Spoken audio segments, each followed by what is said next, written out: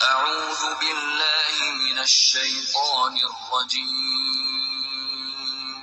بسم الله الرحمن الرحيم نحمده ونصلي ونسلم على رسوله الکریم اما بعد۔ آج ہم سورۃ البقرہ کی آیت نمبر 1 تا 7 کا لفظی اور بامحاورہ ترجمہ اور ان آیات کا مختصر اور آسان خلاصہ عرض کرنے کی سعادت حاصل کریں گے۔ اللہ رب العزت سے دعا ہے کہ ہمیں قرآن مجید کو سمجھ کر اس پر عمل کرنے اور اسے دوسروں تک پہنچانے کی سعادت نصیب فرمائے۔ گفتگو کا سلسلہ شروع کرنے سے قبل اگر آپ نے ہمارے چینل کو سبسکرائب نہیں کیا تو برائے مہربانی سبسکرائب ضرور کریں، بیل آئیکن یعنی گھنٹی کے نشان کو دبا کر نوٹیفیکیشن آل پر کلک کریں۔ فرمان مصطفیٰ صلی اللہ تعالی علیہ وسلم، بلغوا عنی ولو آیہ، میرا پیغام لوگوں کو پہنچاؤ اگرچہ ایک ہی آیت ہو۔ صحیح بخاری جلد نمبر 2 حدیث نمبر 3461 پر عمل کرتے ہوئے ویڈیو کو لائک اور شیئر ضرور کریں۔ دین اسلام کے فروغ کے لیے ہمارے ساتھ آپ کا یہی تعاون ہوگا۔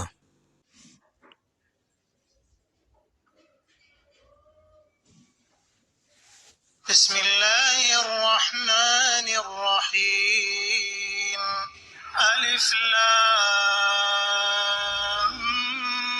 ميم ذلك الكتاب لا ريب فيه هدى للمتقين الذين يؤمنون بالغيب ويقيمون الصلاة ومما رزقناهم ينفقون والذين يؤمنون بما أنزل إليك وما أنزل من قبلك وبالآخرة هم يوقنون أولئك على هدى من ربهم وأولئك هم المفلحون إن الذين كفروا سواء عليهم أأنذرتهم أم لم تنذرهم لا يؤمنون ختم الله على قلوبهم وعلى سمعهم وعلى أبصارهم غشاوة ولهم عذاب عظيم۔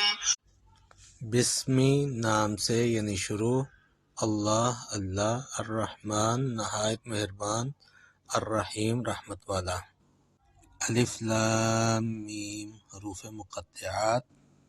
ذالک وہ بلند رتبہ، الکتاب خاص کتاب، لا ریبہ کوئی شک نہیں، فیہ اس میں، ہدن ہدایت، للمتقین پرہیزگاروں ڈرنے والوں کے لیے۔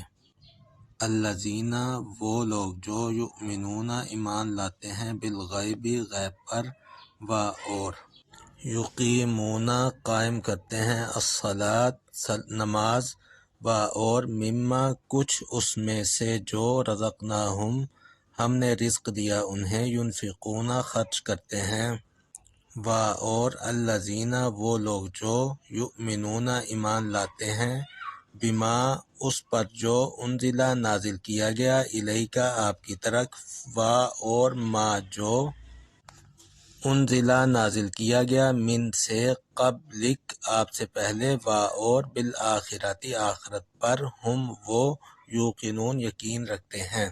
اولئک یہ لوگ، علی پر، ہدن ہدایت، من کی طرف سے، ربہم اپنے رب، و اور اولئک یہ لوگ، ہم وہ، المفلحون فلاح کامیابی پانے والے ہیں۔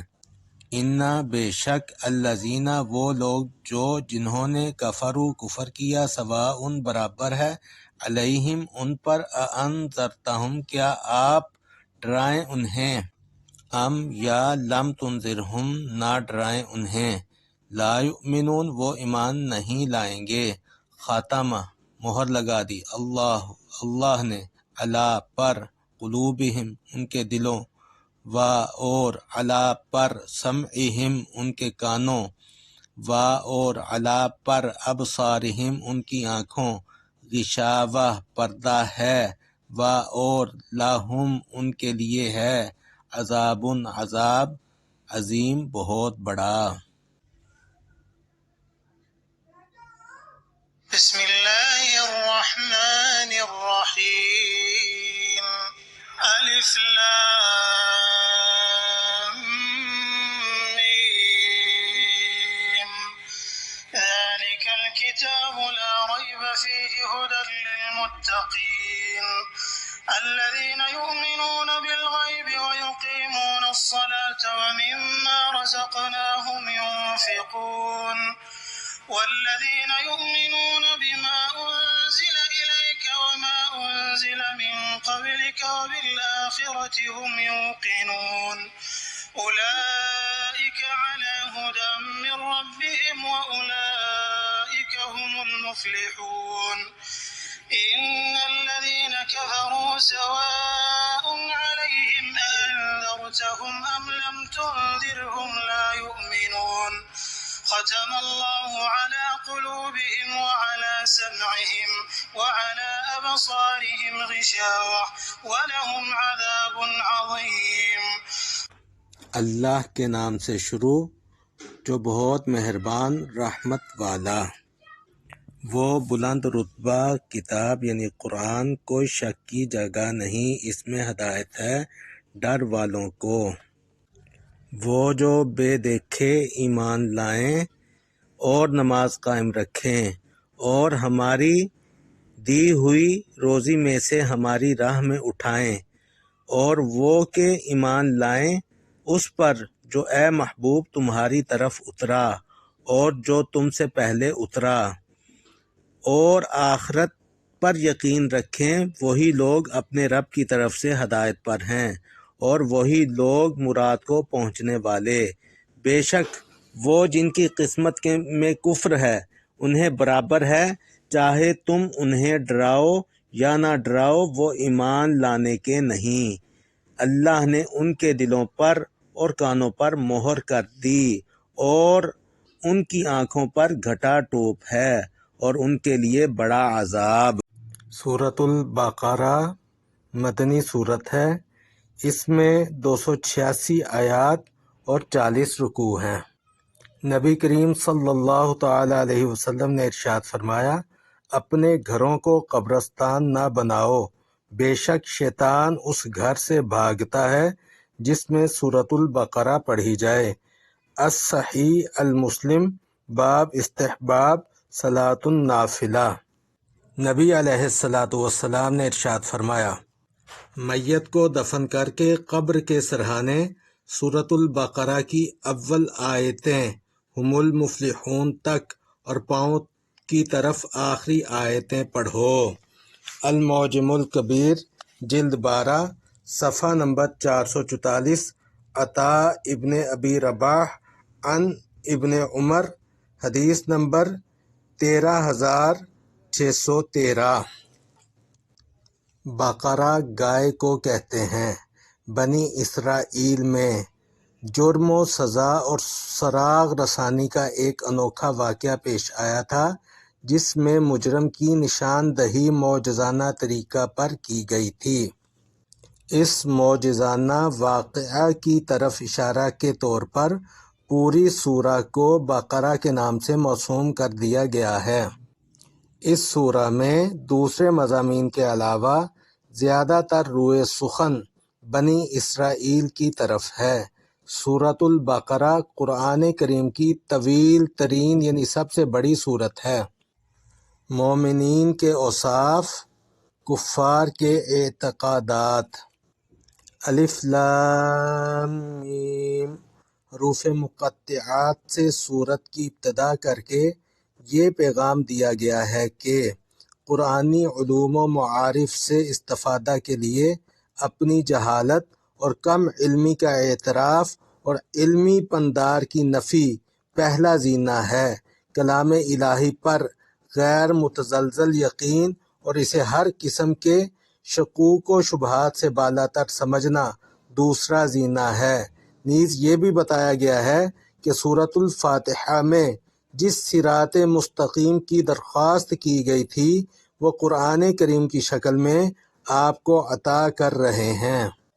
قرآن اللہ کی کتاب ہے، اس میں کوئی شک و شبہ نہیں۔ یہ پرہیزگاروں کے لیے ہدایت ہے، اس صورت کی ابتدائی 20 آیتوں میں انسانوں کی 3 قسموں کا بیان ہے۔ آیت نمبر 1 سے 5 تک مومنین کا ذکر ہے، جو اپنی زندگیوں میں انقلابی تبدیلیاں لانے کے لیے اپنے مالی اور جسمانی اعمال کو قرآنی نظام کے تابع لانے کے لیے تیار ہیں۔ ان کی صفات یہ ہیں کہ غیوب، اللہ، فرشتوں، وحی، جنت اور دوزخ پر یقین رکھتے ہیں، نماز قائم کرتے ہیں اور جو اللہ نے ان کو دیا اس میں سے خرچ کرتے ہیں، قرآن پاک اور اس سے پہلے جتنی الہامی کتابیں نازل کی گئیں ان پر ایمان لاتے ہیں اور روز آخرت پر یقین رکھتے ہیں، یہی لوگ ہدایت یافتہ ہیں، دنیا اور آخرت کی کامیابیاں انہی کا مقدر ہیں۔ آیت نمبر 6 اور 7 میں ان لوگوں کا ذکر ہے جو کافر ہیں، وہ اپنی زندگی کی اصلاح اور اس میں قرآنی نظام کے مطابق تبدیلی کے لیے بالکل تیار نہیں ہیں۔ ان آیات میں اللہ رب العزت فرماتا ہے، بے شک جنہوں نے کفر اختیار کر لیا ہے یکساں ہے ان کے لیے، آپ انہیں ڈرائیں یا نہ ڈرائیں وہ ایمان نہیں لائیں گے۔ اللہ تعالیٰ نے ان کے دلوں کانوں پر مہر لگا دی ہے اور ان کی آنکھوں پر پردہ ہے اور ان کے لیے بڑا عذاب ہے۔ اہم بحث: اس موقع پر بعض لوگ بلا وجہ جبر و قدر کی بحث چھیڑ دیتے ہیں، کہتے ہیں ان بیچاروں کا کیا قصور، جب اللہ تعالیٰ نے فرما دیا کہ وہ ایمان نہیں لائیں گے تو وہ ایمان کیوں کر لا سکتے ہیں، اور جب خود خدا نے ان کو ایمان لانے سے باز رکھا تو انہیں سزا کیوں دی جائے اور ملامت کیوں کی جائے۔ کاش ایسا کہنے والے لوگ پہلے جبر کی حقیقت پر ہی غور کر لیتے۔ جبر کیا ہے؟ انسان کی بے بسی کی وہ حالت جس میں وہ کسی ایک بات کے کرنے پر مجبور ہو اور اسے چھوڑ کر دوسری چیز اختیار کرنے پر قادر نہ ہو۔ اگر حضور صلی اللہ تعالی علیہ وسلم تشریف نہ لاتے، واضح دلائل اور روشن معجزات سے حق کو نکھار کر نہ رکھ دیتے اور قرآن کی دل دہلا دینے والی آیتیں سنا سنا کر ہدایت اور گمراہی کی راہوں کو الگ الگ نہ فرما دیتے اور کوئی انسان ورثے میں ملے ہوئے شرک اور کفر میں سرگرداں رہتا تو جبر کی کوئی بات بھی تھی۔ لیکن اب جب کہ کتاب الہی کی روشنی نے حق کو باطل سے ممتاز کر دیا اور نبی کریم صلی اللہ تعالی علیہ وآلہ وسلم نے تبلیغ کا حق ادا کر دیا، اپنے معجزات اور دلائل سے غلط فہمی کا شائبہ تک باقی نہ چھوڑا، اس کے بعد بھی جو باطل کو چھوڑ کر ہدایت کو قبول کرنے پر آمادہ نہ ہوا اور گمراہ ہی رہا تو وہ باطل سے چمٹے رہنے پر مجبور نہ تھا، بلکہ سب کچھ سمجھ لینے کے بعد جان بوجھ کر اس نے حق کو قبول نہیں کیا اور باطل سے منہ نہ موڑا۔ ایسے لوگوں کو مزید سمجھانا واقعی بے سود ہے، کیونکہ سمجھایا تو اسے جائے جو سمجھتا نہ ہو، اور جو سمجھ چکا ہو اور پھر کفر پر بضد ہو وہ لا علاج مریض ہے، وہ شفا یاب نہیں ہو سکتا۔ اس آیت کریمہ میں اللہ تعالیٰ نے کافروں کے اس مخصوص گروہ کی نفسیاتی حالت کا تجزیہ کیا ہے، جو محض تعصب اور ہٹ درمی کے باعث دانستہ کفر کی راہ پر دوڑے چلے جا رہے تھے۔ یہاں جبر و قہر کا احتمال ہی نہیں تاکہ اس بحث میں الجھا جائے۔ اللہ تعالیٰ نے ان کے دلوں اور کانوں پر مہر لگا دی اور آنکھوں پر پردے ڈال دیے۔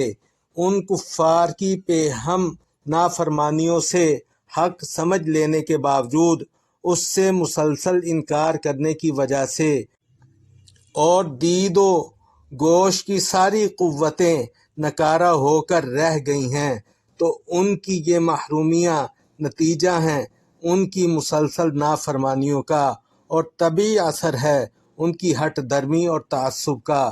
اللہ کے حکموں کی مسلسل خلاف ورزیوں سے وہ قوتیں ناکارہ کر رہ جاتی ہیں۔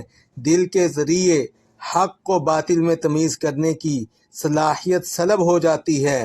آنکھیں دیکھتی تو ہیں لیکن عبرت حاصل نہیں کرتی، کان سنتے تو ہیں لیکن نصیحت قبول نہیں کرتے۔ بس اسی کیفیت کا اللہ تعالیٰ نے ان آیات میں ذکر فرمایا ہے۔ تفسیر ضیاء القرآن جلد نمبر 1 زیر تحت آیت نمبر 6 اور 7 سورۃ البقرہ پارہ نمبر